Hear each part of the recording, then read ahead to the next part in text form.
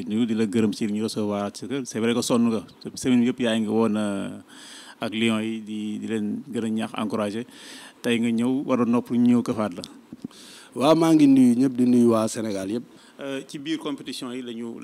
am lu ñu dàpp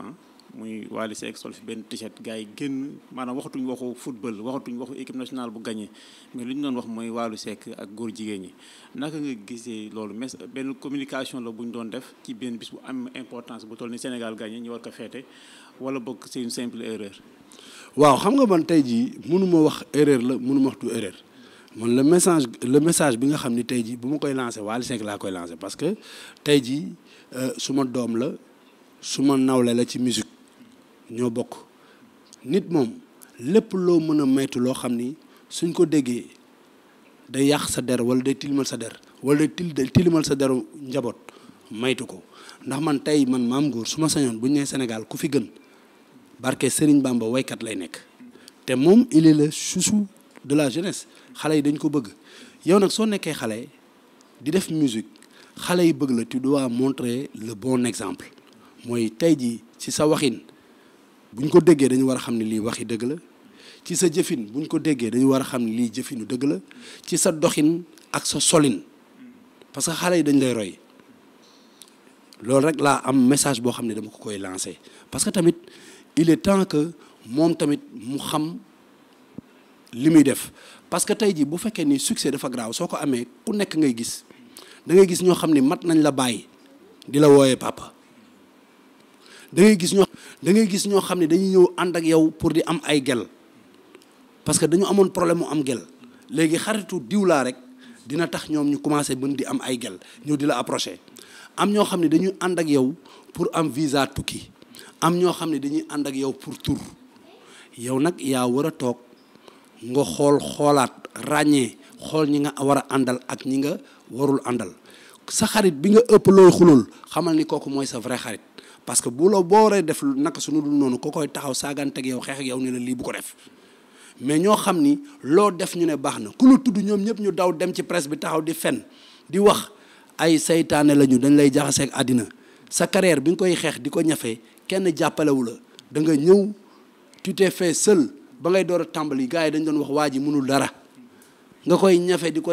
ñafe ba yàlla dimbali la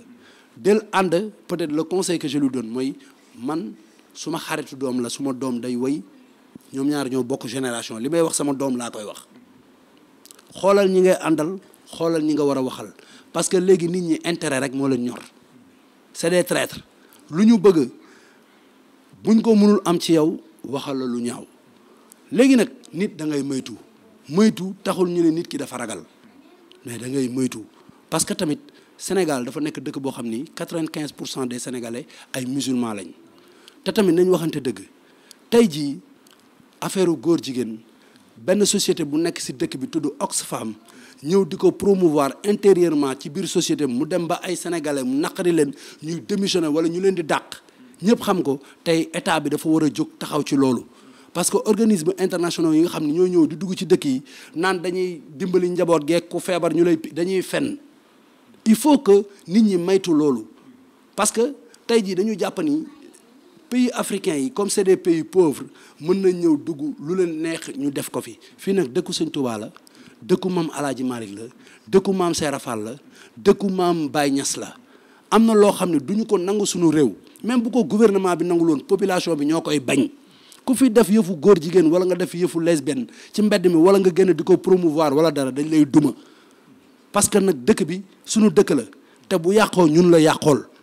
duñu nangu kenn di ko yàq léegi nag le conseil que je donne à toute la jeunesse mooy ñi nga xam ne tey jii muy sama doom muy Waly muy kuy wëy ku mu mën a doon ci àddina bul nangu kenn ñëw di la pousse ci loo xam ne dafay yàq les valeurs de notre pays voilà. Mame Goor dañ koy jeexaleeg sa xarit bi gars yi ñu ngi gis image bi Boun Abdallah Dionne gars yi tàgge nañ ko fi tàgge gu gaaw a gaaw keroog je me rappelle ay 1h 2h du matin ku nekk la envoyé message di si bind rip def photo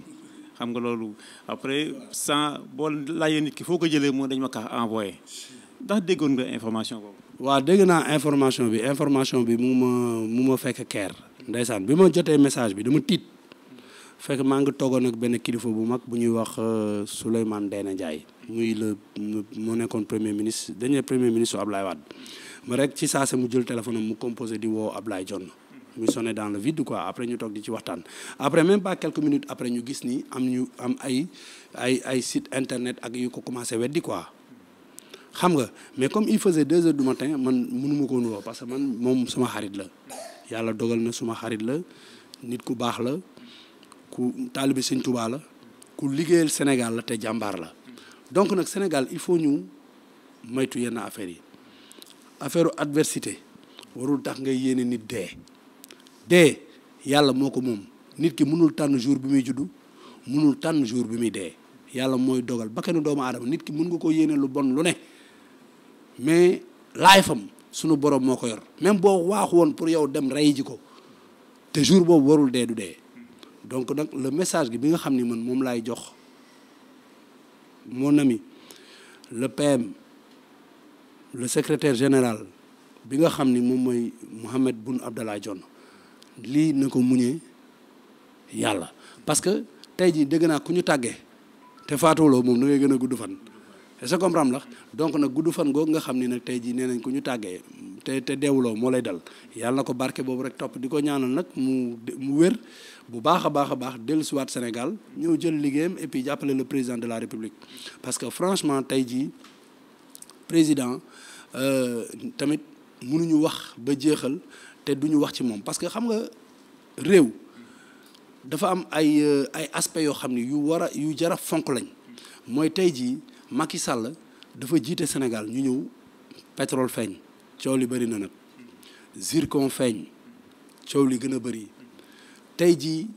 Sénégal sportivement 17 ans ngi nii demuñu woon fenn dafa mel ni ñaan gi ñu bloqué woon Sénégal mooy quart de finale quart yàlla ba quart bi daal fa lañ doon dem yàlla dimbali ñu ba léegi ñu ngi dem ay demi-finale di dem ay finale boo xoolee démb population bi yëpp a jóg ci demi-finale bi ñu gañee dem kër Macky di jubilé ak moom loolu ma lay wan ni Sénégalais yi kon bañu ñu Macky Sall démb dama gis benn image bu doy waar dafa am benn boy boo xam ne bi ma nekkee Caire ñu qualifié finale dama gis muy daw naan man daal kër Sénégal laay laajte tey ji bu fekkoon Modou Lo moo daan wala Eumeu Sène moo daan wala Balla Gaye jë mën nga daw dem kër Balla Gaye mais kër Sénégal laay laaj kër Sénégal mooy fan mooy fépp ci Sénégal mooy palais de la République moo tax démb bi Sénégalais yi ñibbisee président war a recevoir